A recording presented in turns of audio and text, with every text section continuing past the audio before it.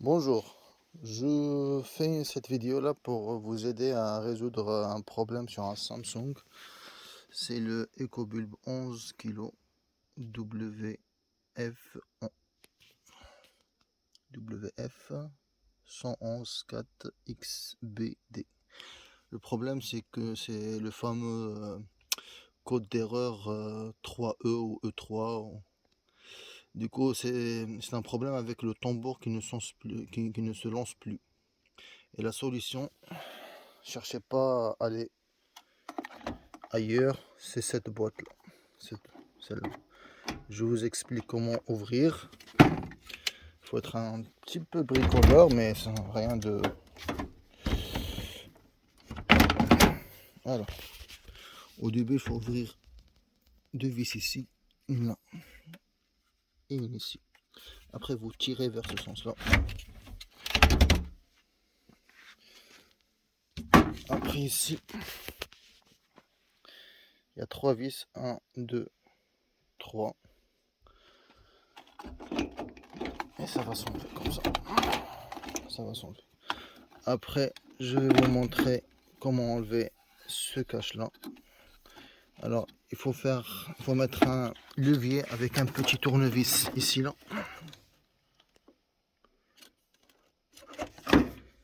Et ici. Ainsi que sur l'autre côté. Sur l'autre côté aussi, ici.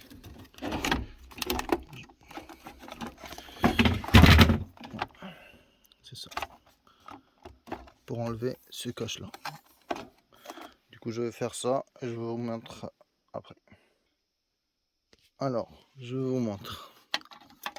C'était ça, espèce de levier que je vous ai dit. Il faut le soulever. Mettre un petit tournevis ici pour soulever, pour dégager le petit enclos qui est là. Et enlever ça. Après, soit vous êtes bricoleur, il n'y a aucun problème, vous pouvez enlever tous ces câbles là et les remettre après, une fois la réparation elle est faite. Sinon vous pouvez prendre une photo avant comme j'avais pris, mais il n'y a rien, on peut pas se tromper après quoi. C'est chaque prise à sa place, on ne peut pas la mettre ailleurs. Du coup je vais enlever ces prises et je reviens après. Du coup je l'ai enlevé. Par rapport aux prises, pour enlever c'est très facile. Comme celle-là, là, il faut appuyer ici. Là. On peut pas voir avec la... Je vais voir si je peux. Voilà, c'est très bien comme ça. Vous voyez ici, il faut appuyer là pour enlever. Vous appuyez et vous tirez. Celle-là aussi c'est pareil. Vous appuyez, tirez. Ceux-là, il suffit de tirer. Ceux-là aussi, c'est pareil, il suffit de tirer. Ceux-là, il faut appuyer là. Et ça, c'est pareil aussi. Voilà. Et le fameux boîtier, c'est celui-là. Alors, celui-là, normalement, ils ont mis du silicone ici. On peut pas toucher. On peut pas enlever ça. Sauf que pour résoudre le problème, il faut refaire les soudures qui sont en bas. Du coup, je vous explique. Normalement, quand on va le retirer, le boîtier, il est comme ça. Il y a du silicone ici. Et ici, c'est fermé. On peut rien faire. Du coup, normalement, pour enlever ces composants, soit il faut casser, soit il faut... Ce que j'ai fait moi, c'est que j'ai pris ma scie, une petite scie, j'ai taillé ici, sur les coins. Comme ça. Et j'ai commencé à décoller ici là. La première fois que vous allez essayer de décoller, ça va être collé avec comment dirais-je, il va y avoir du silicone comme ici. Il va y avoir du silicone ici là, que j'ai tout enlevé. Ça veut dire au moment que vous allez commencer à enlever, il faut aller doucement décoller petit à petit, petit à petit, comme ça, jusqu'à que ça part. Après, quand vous allez ouvrir, vous allez trouver du silicone partout ici. partout, partout, partout, partout. C'est comme là.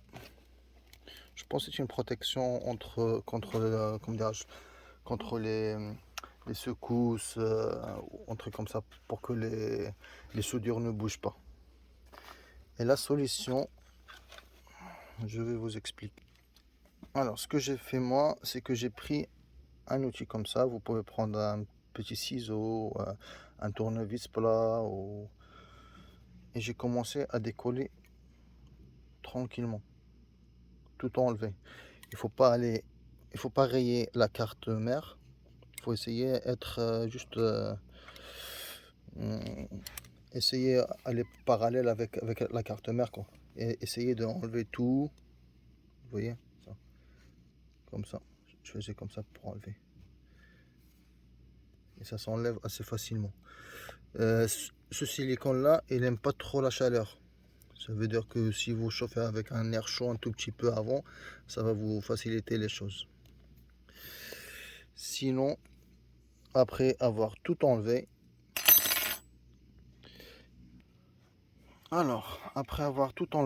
il faut un fer à souder assez puissant. Assez puissant. Il ne faut pas utiliser. Parce que la première fois, quand j'ai fait mon premier test, j'ai utilisé celui-là, mais il n'était pas top. Donc, il faut utiliser un fer à souder assez puissant. Et ce que j'ai fait moi, c'est que j'ai essayé de passer sur presque toutes les petites, les grosses soudures, ainsi que les petites. J'ai refait toute cette petite soudure.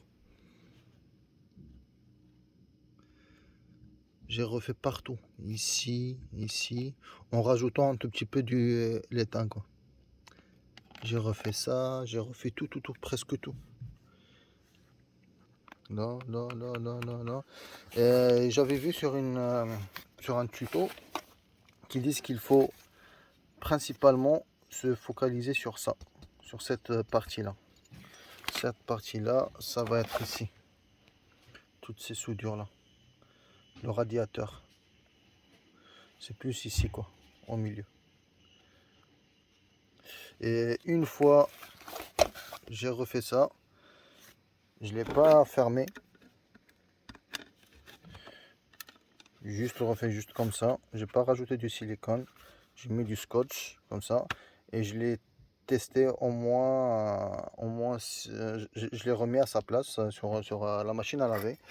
Et je l'ai essayé à peu près pendant 5 ou 6 tours. Et complète avec le tambour plein. Et j'ai eu aucun souci après. Du coup, c'est ça la solution.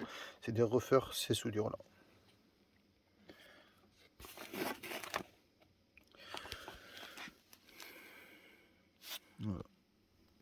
Voilà. J'ai refait toutes ces soudures là. C'est pas propre, je suis pas pro de la soudure, je suis juste un bricoleur de dimanche. Mais bon. J'ai refait tout, presque tout. Il suffit de chauffer, rajouter un tout petit peu de l'étain et c'est tout. Franchement, il faut pas être un très bon bricoleur. C'est juste ici, le plus dur ça va être pour couper. Alors comme vous voyez ici là, moi j'ai coupé à ras. Faut pas couper à l'intérieur, sinon vous allez abîmer votre carte. Faut couper à ras. Le plus loin possible sur la carte mère.